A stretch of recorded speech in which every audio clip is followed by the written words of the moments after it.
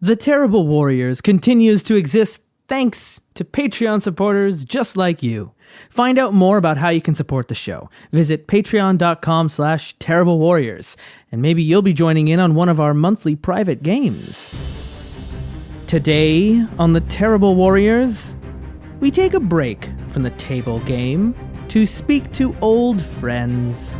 Hot on the heels of their success of Things from the Flood, we called up Tomas Härenstam from Free League Games to ask if he would talk to us about Things from the Flood and The Forbidden Lands, the game we're going to be playing next. And to our immediate surprise, he said yes. What follows is a wonderful conversation between myself and Tomas, and next week, the very first episode in The Forbidden Lands. But before we get to talking about The Forbidden Lands, I opened up with a question about Things from the Flood. Because I needed to ask Tomas about this game. It's not the same as Tales from the Loop. It is something entirely different. It is, yeah. It's a standalone. We call it sort of a sequel game. It's set in the same universe and it shares the same core mechanics. But it's definitely a standalone, full, complete game in its own right. And it basically continues the story from Tales from the Loop and moves into the 1990s, whereas Tales from the Loop is set in the 80s, of course.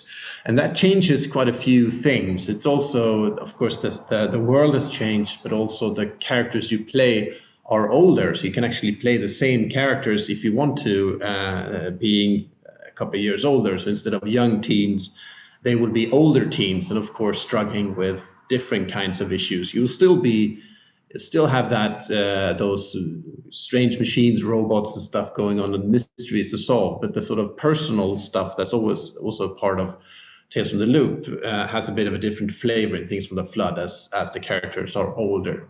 One of the bigger things I've seen too in the promo material I've been going, it's like you can die now in Things from the Flood. Why the decision to make, because that was one of the key buy-ins for Tales from the Loop, was understanding that, you know, with all the stakes that are going on, the kids aren't going to die. Mm-hmm. And so this is going to be a different kind of game than that. Yeah. And in Things from the Flood now, those stakes have been put back on the table. Yeah. Why that decision in particular for Things from the Flood? Well, it's having the kids not being able to die in Tales from the Loop sort of sets it's a rule, but it also sets a tone for the game in a sense that, yes, you can end up in trouble, bad things can happen to you, but you're not going to get killed like in most other RPGs that are quite combat oriented. This is not that game. So it was sort of an important thing to have in the game to make that distinction. Moving into Things from the Flood, it's still not a combat focused game, but we needed to this change that this time you can actually die. It sort of emphasizes the change in tone between the two games, because that scenarios that you play will also have a darker tinge, a bit more danger, a bit more weirdness, and being able to actually lose your character sort of ups the stakes, and that's a theme that sort of carries through the entire game compared to Tales from the Loop. So the purpose of this rule is it's mechanical, yes, but it also has a symbolic value to sort of underscore the theme of the game, that you actually can die, even though it might not happen very often.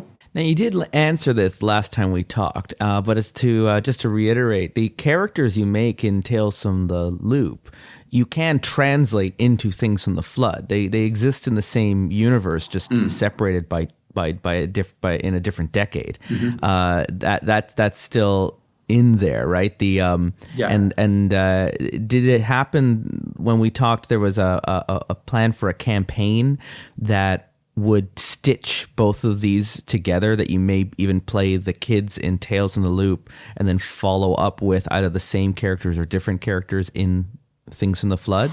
Yeah, actually there is we're releasing a campaign alongside the main game. It's called Out of Time, and it has a time travel theme in it.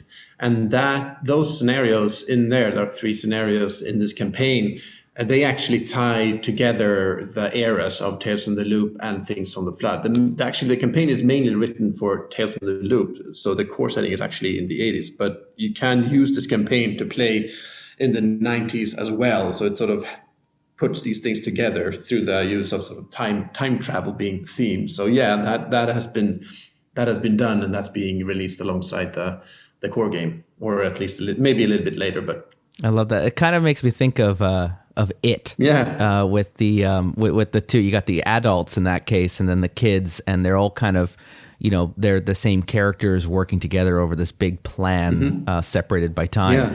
Yeah. It's exciting. So help paint this picture for Things in the Flood, because things have changed in the Maloran Islands where we hung out with the kids in the 80s. Yeah. I remember the setting for the 80s. Things are all like relatively optimistic in a time with like crazy cool new technologies and this big old loop that's been built under town, and weird things happen. But it's still quite this plucky kind of universe with the kids going out into the woods at nighttime and staying out past curfew and getting up to trouble.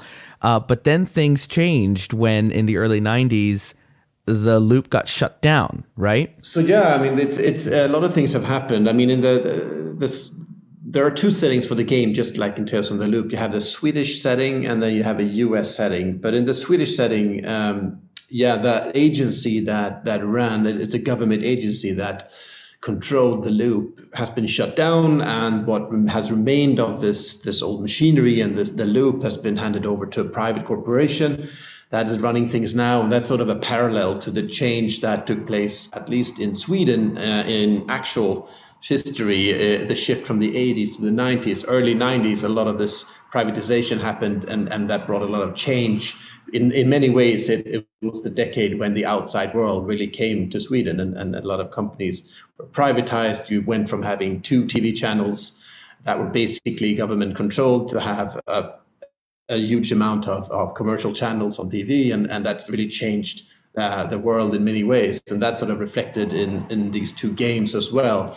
In the Swedish setting, of course, that change is not exactly the same in the US setting, but at least that's sort of the parallel between actual history and these 2 games. Yeah, there's a bit of in the 90s, there was a bit of a decay from the opulence that happened in the 80s, with everything was so commercial and consumer in the US, but even in Europe, it was still, things were just looking up. It was going to be a bright new future, and then the 90s kind of hit and everything took and a that is nosedive reflected into, so that's definitely, and you had that with grunge music and with like the end of pop for a while, and everything went back to more rock and roll garage sounds, and there was this like turn of tone that really wouldn't, I think, pick up again for another 15 years.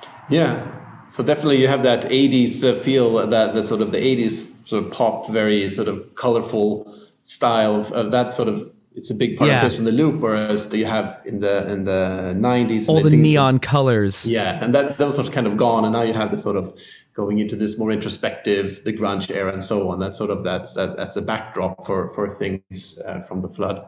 Which works because the color tone of the artwork, because of course Tales from the Loop originally was this really great collection of art that you then adapted into this game. Now Simon Stollenhag, his first artwork was beautiful, and he went on and I'm imagining he did Things from the Flood. The artwork also precede the game, or were these more made with an intention that might not have been there the first time around?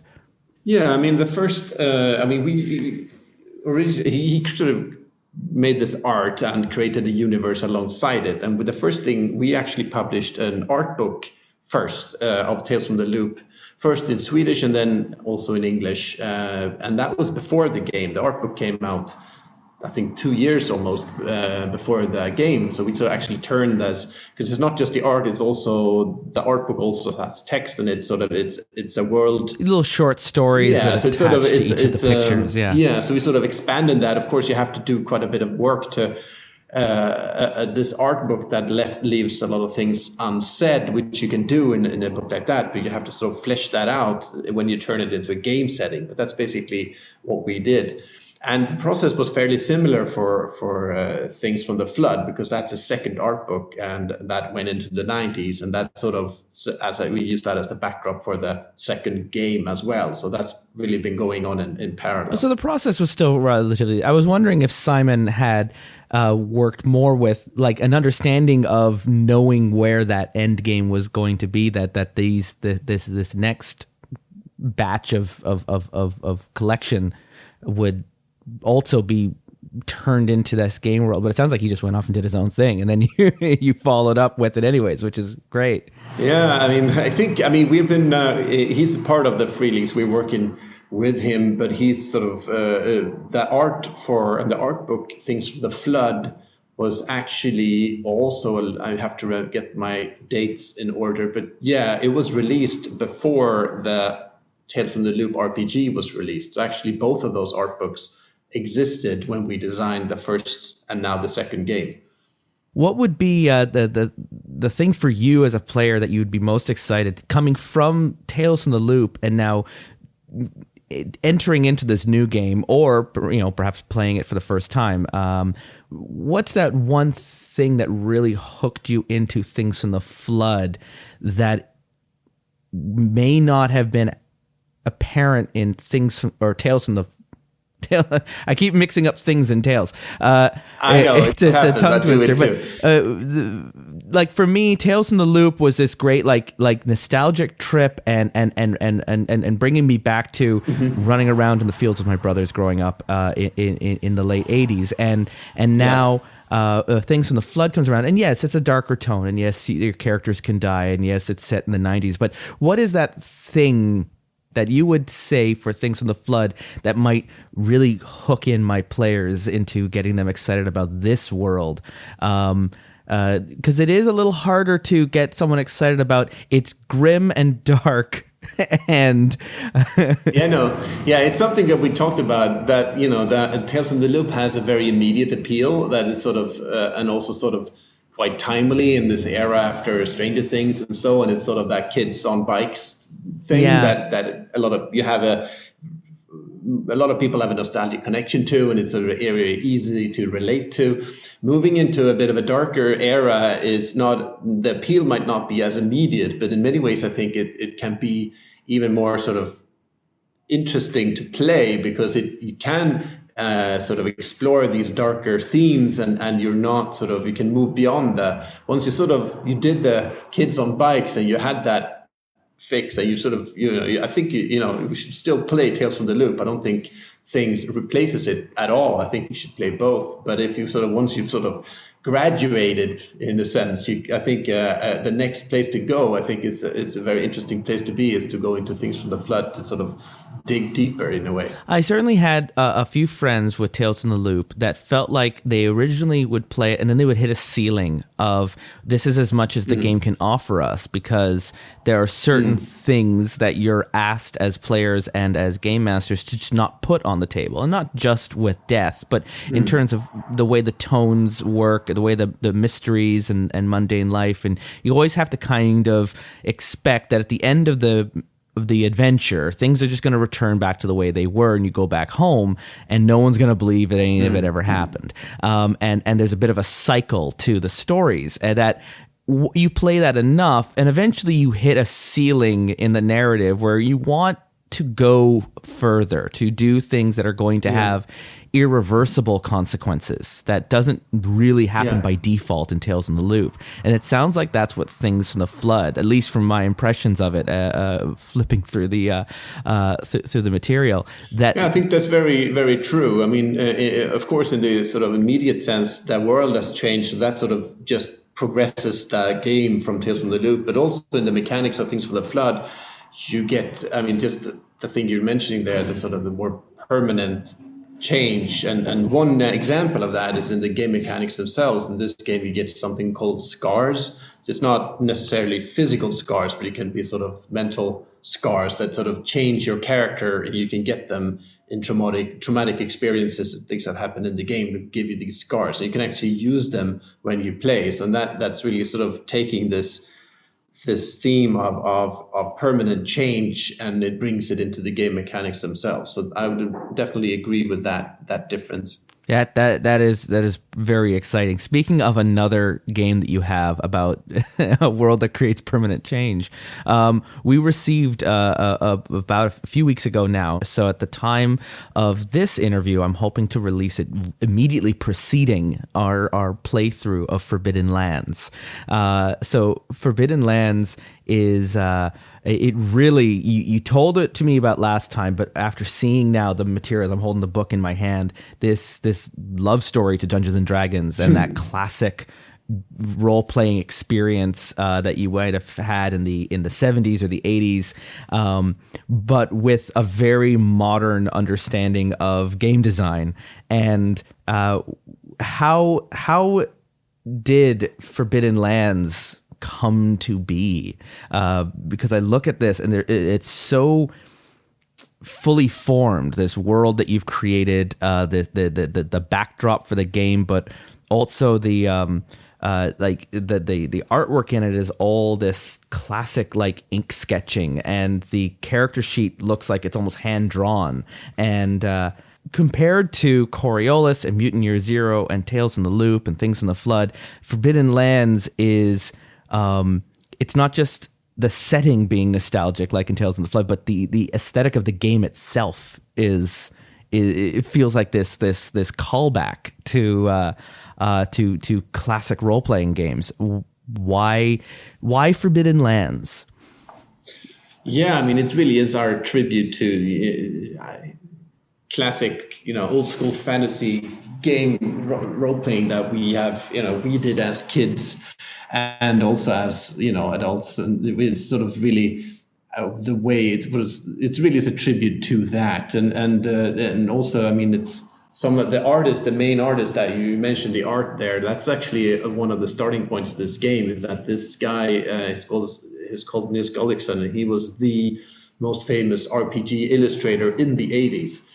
So this is actually one of the starting points for this game was actually when we did an art book with his work. He collected all of his old art from the RPGs in the 80s, the Swedish RPGs in the 80s, and we collected this into a big art book.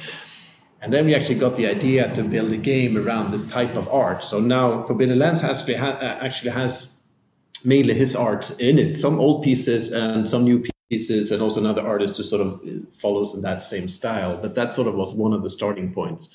And then we really visually, and also from the production values, sort of, and in terms of the book, the paper we chose for the book, and the faux leather covers and all, to get that old school feel into that we got from these illustrations, to get that into the entire game, to sort of build the game, the graphic design of the game around this visual feel and style from the 80s. But then we didn't want to, I mean, that was like the one part, and the other part is the game design that sort of is under the hood or under the surface, that we wanted to bring in modern themes and mechanics that we have developed in Mutant Year Zero. I would say is the closest game mechanically to Forbidden Lands, but we have sort of taken that to the next level as well, and sort of with the travel rules and a lot of other things that we sort of brought in there. But I think it's sort of that mix between the old school feel and style and the more modern game mechanics is sort of where we want this game to be, and that's sort of what makes it separate and a different thing. So I'm sensing a running theme here, where once again the art predated the game, and and the art's so good they end up creating this game around it. That's beautiful. It was something that occurred to me. I didn't mention it, but then you said that even choosing the paper, going back, Tales from the Loop also has this really great like cardstock feel to the paper in the book. Is that also like an intentional choice of choosing the paper to match the era? And Yeah, I mean, for Tales from the Loop, and I think Things from the Flood has the same paper. But when we did Tales from the Loop, that we thought a lot about these things as well. Sort of, because of course, the aesthetics of the game and the book should not override the game mechanics. But I think both are important, and you sort of have to make them work together and in the same sort of pulled in the same direction, and that's really what we have been trying to do with all of our games. So this sort of uncoated, sort of raw paper that we use for Tales from the Loop kind of fits with the theme, and it's kind of a cream color paper that sort of get that kind of old school, that's an old yellowed tone. Well, we have on our bookshelf a first edition Dungeons and Dragons monster manual, and right next to Tales from the Loop, they're the same paper. And it was this feel like I've got a few friends who've got these old collections. They were going through, and it was feeling like their old books that they got. And it was something that everyone who knew what these books felt like remarked on as they were flipping through the pages. And I had a similar reaction when I bring Forbidden Lands out of its box, and they're going, okay, all right, show me this new game that you've got. And then oh wow, and then they all want to just hold it and touch it and start flipping through the pages and looking at it. And there's this like immediate connection to the book as soon as you see that faux leather cover that you mentioned. I think that's really and it sucks you in. I mean, and that's sort of this. We had that same kind of discussion when we did Forbidden Lands, that we wanted to have that kind of raw, uncoated paper with a black and white line art thing. I mean, a lot of games these days have beautiful concept art and full color and very glossy pages, and that can be right for some games. I'm not saying it's always wrong, but for Forbidden Lands, we wanted to go in a different direction, and this kind of fits so well with the old school theme and the illustrations to have also in the sort of paper that we use. Yeah, no, it's almost like it's this acoustic. Almost if you're thinking like of a musical theme, it's very unplugged and stripped back to these core basics.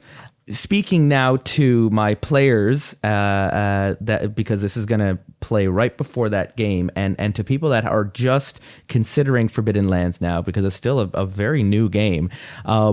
What should we be prepared for going into that first? Because the very first time we play this, it sounds like we're not going to live for very long before we put one of those tombstones down on a map and have to start over. This is the most survival heavy game I have read in some time, where I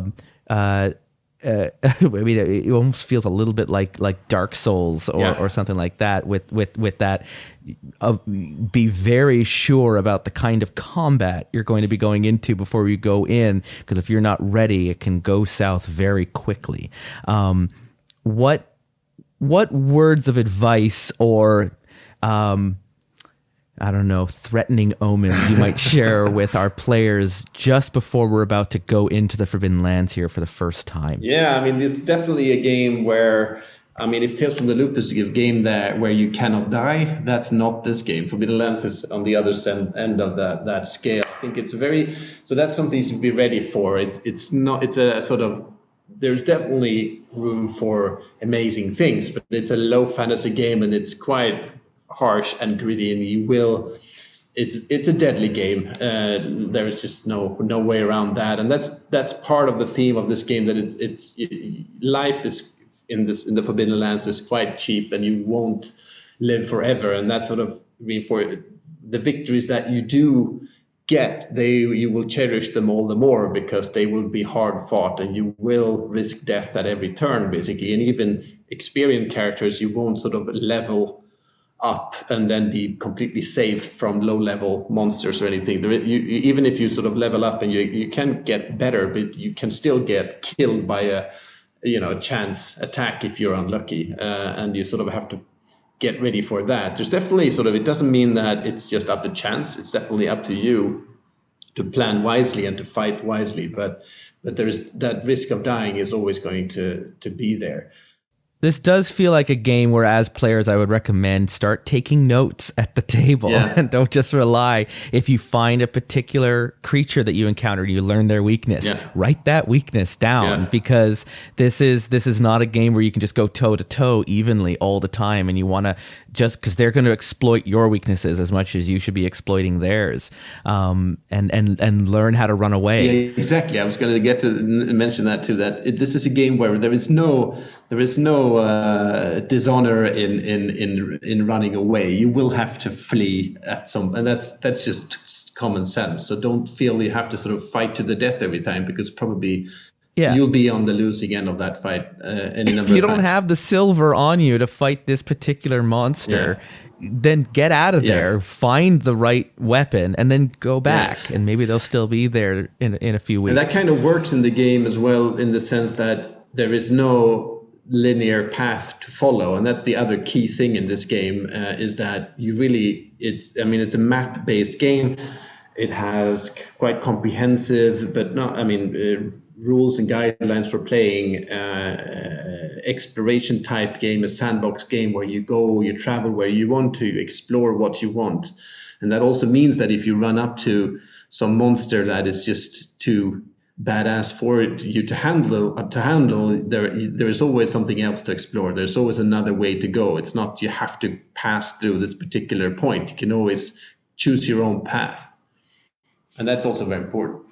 I've been speaking recently with some people who run very classic D&D games at a place I've been running games for, and they're also the mind of the best kinds of games are the ones where combat is the last resort, where it is only one of the three pillars of role playing. It doesn't have to be your entire game, and this is I think Forbidden Lands is going to temper my players into thinking of other options when they're going through a ruin. And I'm reading also the rules on building strongholds, but also going like, no one's going to survive long enough to get that far. You never know. That's just not. That's so great that you wrote that in, but I just don't see how anyone could ever live long enough in these lands in order to pull that off. So.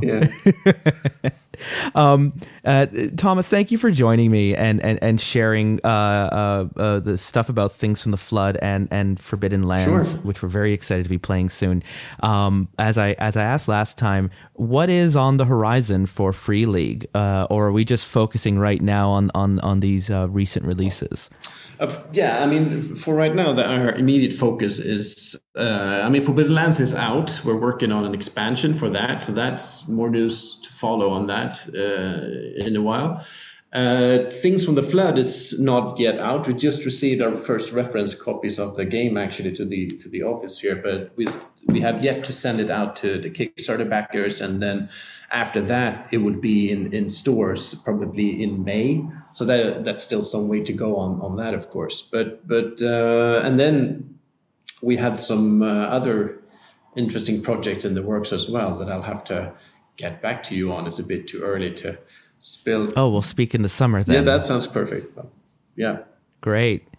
Thomas, thank you so much for joining me. And we will be in touch about these expansions and the release of Things in the Flood. Congratulations on the success on both of these games. I know that Things in the Flood hasn't been released yet, but in my mind, it's still already a success story from the Kickstarter and from the things that I've been reading, and I can't wait to see how that all plays out. Very cool. Thank you. Thanks again to Tomas Härenstam from Free League Games for joining us for a conversation. We hope to talk to you again soon. To find out more, be sure to follow them on Twitter at FriaLigan. The link is in the show notes.